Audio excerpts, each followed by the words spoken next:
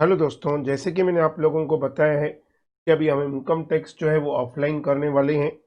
तो हमने already lesson 9 कर लिए हैं, जिसमें मैंने आपको इंट्रोडक्शन टू टैक्स और उसके बाद that is what residential status की बेसिक कंडीशंस हमने कंप्लीट कर ली हैं। आज से हम लोग सम स्टार्ट करेंगे। जैसे अभी हमको पता है 20-25 दिन ही पड़े हैं एग्ज़ाम में, तो मैं चाहता हूँ जितना ज़्यादा हो सके, क्योंकि अकाउंट्स और जो टैक्सेशन है और एफएम के बहुत सारे इंपॉर्टेंट क्वेश्चंस प्रैक्टिकल आते हैं। होते मतलब एमसीक्यू सीरीज है, लेकिन आते बहुत सारे हैं। मेरे ख्याल से लगभग 20-25 क्वेश्चंस आते हैं, तो हम इसको इग्नोर नहीं कर सकते। ठीक है, तो मुझे लगा कि मुझे जो एनटी यूजीसी नेट का इनकम टैक्स है वो स्टार्ट कर देना चाहिए। तो अभी हमारे ऑनलाइन के साथ में ऑफलाइन के जो लेसन हैं वो भी डालते जाऊंगा अकाउंट्स के। ठीक है दोस्तों, तो चलिए स्टार्ट करते हैं हमारा lesson number 10, numericals on residential status. Hello दोस्तों, मैं डॉक्टर विनोद चांदवानी भावना नेट सर अकेडमी में आपका स्वागत करता हूं। सब्सक्राइब कीजिए चैनल को और बेल आइकॉन को प्रेस करके नए लेसन्स को पहले देखिए। और आए दिन मैं क्विज़ेस लेते रहता हूँ, नोट्स अपडेट करते रहता हूँ, अपलोड भी करते रहता हूँ।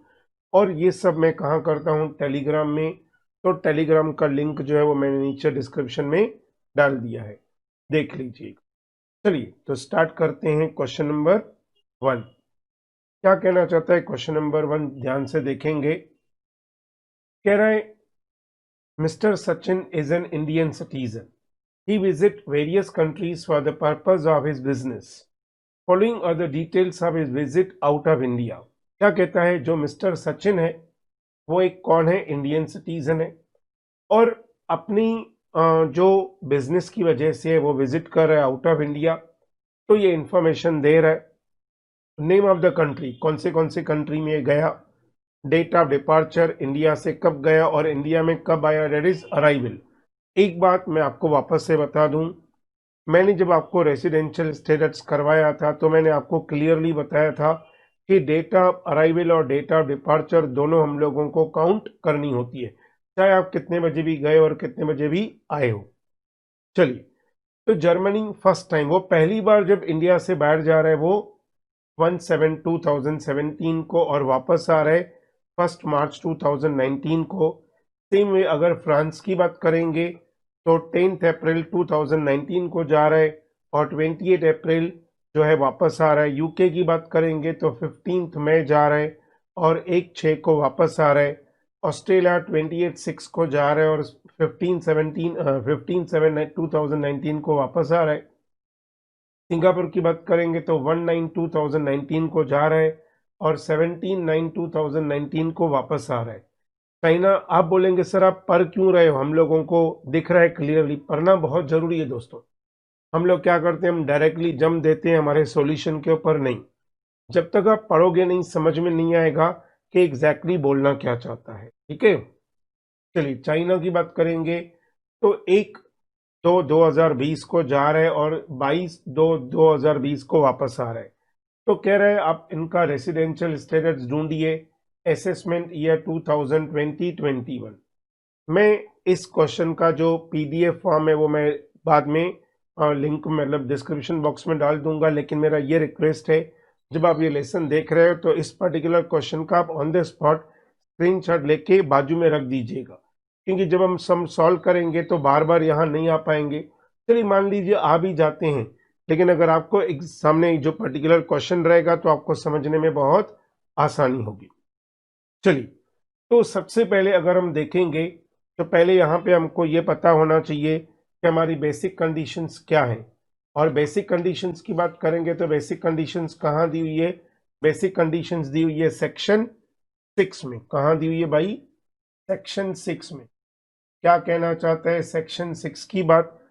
हमेशा बात याद रखिए, अगर आपका सेक्शन गलत जाएगा तो पूरा का पूरा क्वेश्चन रॉन्ग हो जाएगा। इसके लिए ध्यान देना, हमारा सेक्शन जो है वो एकदम राइट होना चाहिए। चलिए, अगर हम बात करेंगे सेक्शन 6 की तो सेक्शन 6 में दो बेसिक कंडीशंस हैं। दोनों बेसिक कंडीशन पूरी नहीं करनी है, दोनों क्या होनी चाहिए? और होनी चाहिए।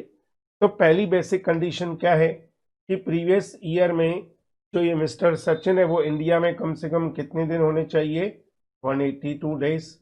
और अगर ये कंडीशन फॉलो नहीं हो रही है तो आपको दूसरी कंडीशन भी है जो दो पार्ट्स में डिवाइड की गई है।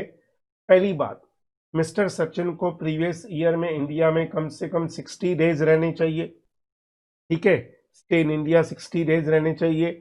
और अगर 4 प्रीसीडिंग प्रीवियस ईयर की बात करेंगे, यानी प्रीवियस ईयर को छोड़ के 4 प्रीसीडिंग प्रीवियस ईयर, उससे 4 पहले, उसमें वो कम से कम कितने दिन इंडिया में होना चाहिए, 365 डेज होना चाहिए। तो अभी सबसे पहले हम लोग ये फाइंड आउट करेंगे कि क्या पहली कंडीशन हमारी, देखिए वापस से बोल रहा हूँ, या तो ये कंडीशन देखनी है या तो ये कंडीशन देखनी है। उसके बाद हम डिसाइड करेंगे वो रेसिडेंट है कि नॉन रेसिडेंट है। अगर रेसिडेंट हुआ तो उसके बाद ये देखना पड़ेगा कि वो ऑर्डिनरी रेसिडेंट है कि नॉट ऑर्डिनरी रेसिडेंट है, ठीक है। चलिए, तो पहले हम देखते हैं जो इन्फॉर्मेशन दिया हुआ है उसके बेस पे हम लोग देख लेते हैं कि वो इंडिया में कितने दिन था और कितनी मतलब इन द सेंस इंडिया में वो 2019 और 20 में कितने दिन था, क्या प्रीवियस ईयर में वो 182 डेज था, या फिर हमको दूसरी कंडीशन लेनी पड़ेगी।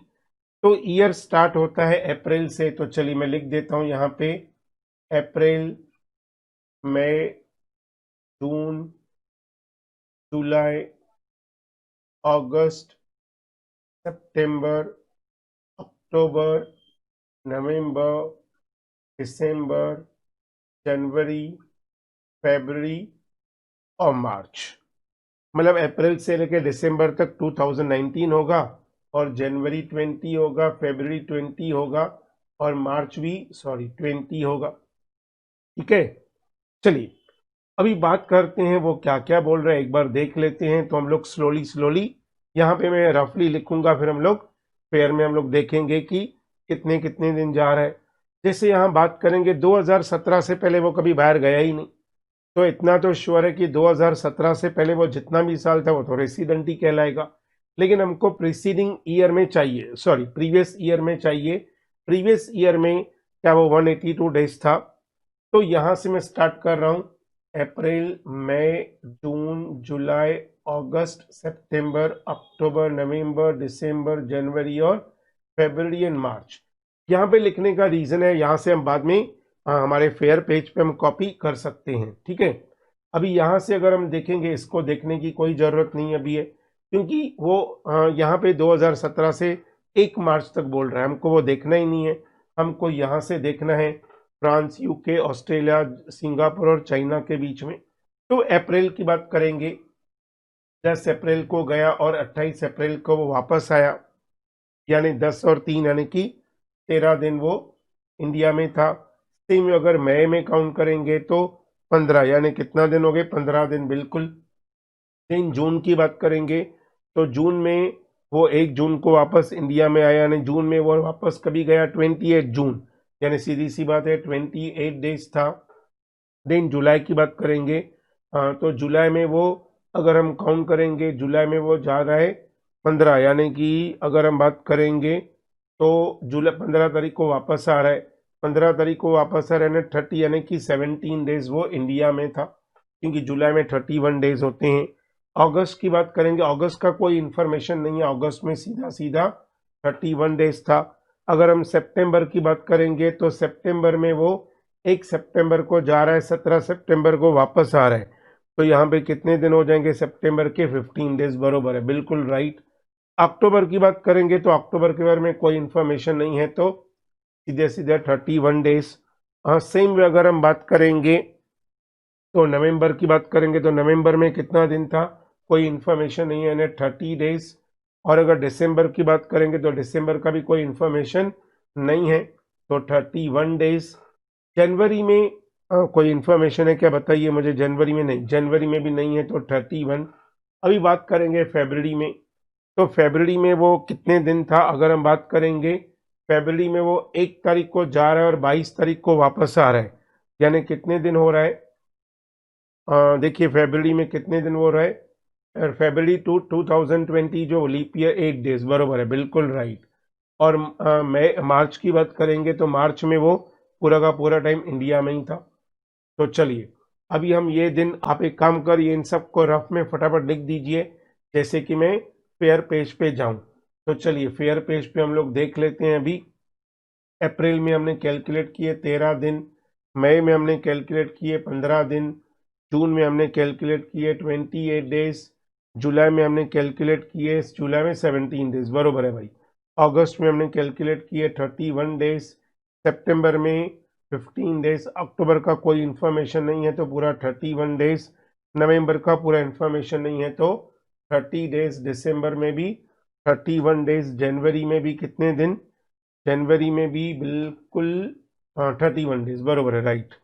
और अगर फरवरी में हमने कैलकुलेट किया तो 8 डेज, और मार्च में हमने कैलकुलेट किया तो 31 डेज, बरोबर है।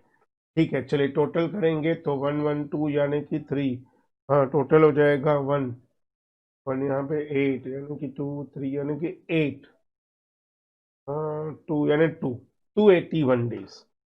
तो अगर हम बात करेंगे प्रीवियस ईयर में, अगर प्रीवियस ईयर की बात करेंगे, यानी कि प्रीवियस ईयर में वो कुल मिला के कितने डेज था, 281 डेज। तो अभी सीधी सी बात है, हमको जो दूसरा पर्टिकुलर बेसिक कंडीशन है 60 डेज और 365 डेज वाला, उसको देखने की कोई आवश्यकता नहीं है। तो इतना क्लियर हो गया कि वो कौन है भाई, वो रेसिडेंट है। अभी हमको ये प्रूव करना पड़ेगा कि वो ऑर्डिनरी रेसिडेंट है कि नॉट ऑर्डिनरी रेसिडेंट है। क्या बोलना चाहता हूं मैं, अभी रेसिडेंट तो प्रूफ हो गया, ये रेसिडेंट है, लेकिन अभी हमको ये प्रूव करना पड़ेगा कि वो ROR है कि RNOR है। तो ये कैलकुलेट करने के लिए हमारे पास दो एडिशनल कंडीशंस हैं। क्या है एडिशनल कंडीशंस, चलिए देखते हैं। हेलो दोस्तों, मैं डॉक्टर विनोद चांदवानी भावना नेट सर अकेडमी में आपका स्वागत करता हूं। सब्सक्राइब कीजिए चैनल को और बेल आइकॉन को प्रेस करके नए लेसन्स को पहले देखिए। अगर एडिशनल कंडीशंस की बात करेंगे तो एडिशनल कंडीशंस, पहली कंडीशन क्या बोल रहा है, 7 preceding previous year. 7 preceding previous year की बात करेंगे तो वो इंडिया में कम से कम 730 डेज होना चाहिए इंडिया में। और दूसरी जो एडिशनल कंडीशन है, 10 प्रीसीडिंग प्रीवियस ईयर में से 10 प्रीसीडिंग प्रीवियस ईयर में से 2 ईयर्स वो कम से कम कौन होना चाहिए, रेसिडेंट होना चाहिए। तो ही वो कौन बन जाएगा, ROR, resident but ordinary resident. और अगर नहीं होता है तो वो कौन बन जाएगा, RNOR, that is resident but not ordinary resident. ठीक है, चलिए अभी पहले हम 7 ईयर की बात करेंगे। तो जैसे हमारा 7 प्रीसीडिंग प्रीवियस ईयर को नहीं काउंट करना है, 1920 जो है वो हमारा प्रीवियस ईयर है, इसको इग्नोर करना है। अभी हम लोगों को 7 प्रीसीडिंग प्रीवियस ईयर हम देखेंगे तो 18 19 17 18 ओके, 16 17 ओके, 15 16 14 15, उसके बाद यस 13 14 और 12 13। तो 1 2 3 4 5 6 7। अभी बात करेंगे, मैंने आपको जब ये हम लोग सम देखेंगे तो हम लोगों ने देखा था कि वो 2017 से पहले तो वो कभी आउट ऑफ इंडिया गया ही नहीं था। यानी अगर मैं 17-18 को छोड़ दूं, 16-17 तक देखेंगे तो 16-17 से लेके यहाँ पे अगर हम देखेंगे तो 12-13 में वो 365 डेज था, 13-14 में 365 365 365 365, यहाँ तक तो सब 365 यानी 730 डेज तो यहीं पे ही हो जाता है। तो सीधी सी बात है, कैलकुलेट करने की जरूरत ही नहीं है कि वो कितने दिन था। फिर भी अगर हम देखेंगे तो 17-18 में वो इंडिया में कितना दिन था वो देख लेते हैं एक बार। हो सकता है इस तरीके से कुछ और समा जाए। तो यहाँ पे 17-18 में वो 18 पूरा पूरा यानी कि सीधा सीधा अगर हम लेंगे तो 17-18 में वो कितना दिन था, अप्रैल से लेके 17-18 यानी अप्रैल से लेके 2017, बरोबर है, यानी 92 डेज, बरोबर, परफेक्ट, 92 डेज था वो 17-18 में, परफेक्ट, राइट। तो यहाँ पे अगर हम देखेंगे तो यहाँ पे वो 92 डेज था। और 18-19 में अगर हम कैलकुलेट करेंगे तो सिर्फ क्या बोला, एक बार देख लेते हैं वापस से कि क्या बोलना चाहता है वो। देखिए यहाँ पे देखेंगे तो वो 10/4/2019 को जा रहा है, उसका मतलब है हमारे देश में वो 10 दिन तो था, ठीक है, और उसके बाद वो कब वापस आ रहा है वो हमको देखना है। तो अगर हम बात करेंगे 18-19 की, तो 18-19 में वो कितने दिन था, 10 यानी 31 डेज, परफेक्ट, एकदम राइट। कितने दिन था भाई, 31 डेज। कैसे 31 डेज, देखिए आप कैलकुलेट करिए कि कितने कैसे था 31 डेज, देख लीजिए एक बार 31 डेज कैसे था। हमको कौन सा ईयर कैलकुलेट करना है, 18-19, तो ध्यान दीजिए 31 डेज कैसे हुआ। 18-19 का मतलब है ये ईयर कब स्टार्ट होगा, 1 अप्रैल 2018, ठीक है, 1 अप्रैल 2018, और ये खत्म कब होगा, 31 मार्च 2019, 31 मार्च 2019। तो अगर हम डेज कैलकुलेट करेंगे तो यस बिल्कुल 31 डेज बिल्कुल राइट है, सब लोग राइट हैं, बिल्कुल परफेक्ट। तो अगर ये नहीं भी कैलकुलेट किया तो फर्क पड़ने वाला नहीं था, क्योंकि हाँ अगर हम देखेंगे तो 730 डेज तो क्लियर हो रहा है। तो एक बेसिक कंडीशन, सॉरी एक एडिशनल कंडीशन तो क्लियर हो गई। चलिए अभी अगर हमारी जो नेक्स्ट एडिशनल कंडीशन है वो क्या बोल रहा है, 10 प्रीसीडिंग प्रीवियस ईयर में वो 2 ईयर्स कम से कम कौन होना चाहिए, रेसिडेंट होना चाहिए। तो अगर मैं बात करूं तो 7 ईयर्स तो यहीं तक हो गया, 12-13, उसके बाद क्या बचा बाकी, 3 साल, 3 साल यानी 11-12, 10-11, और उसके बाद 9-10। ये यहाँ पे भी कौन था, 365 डेज था, क्योंकि वो आउट ऑफ इंडिया कभी गया ही नहीं। तो वो यहाँ रेसिडेंट, यहाँ रेसिडेंट, यहाँ रेसिडेंट, यहाँ रेसिडेंट, यहाँ रेसिडेंट, यहाँ रेसिडेंट, यहाँ रेसिडेंट, आगे कुछ देखने की जरूरत ही नहीं है, बरोबर है, आगे कुछ देखने की जरूरत नहीं है।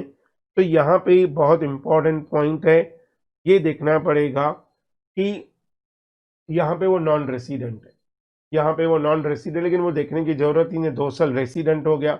तो ओवरऑल अगर हम कंक्लूजन देखेंगे तो क्या होगा, मिस्टर सचिन जो है वो कौन है, मिस्टर सचिन जो है वो एक रेसिडेंट है।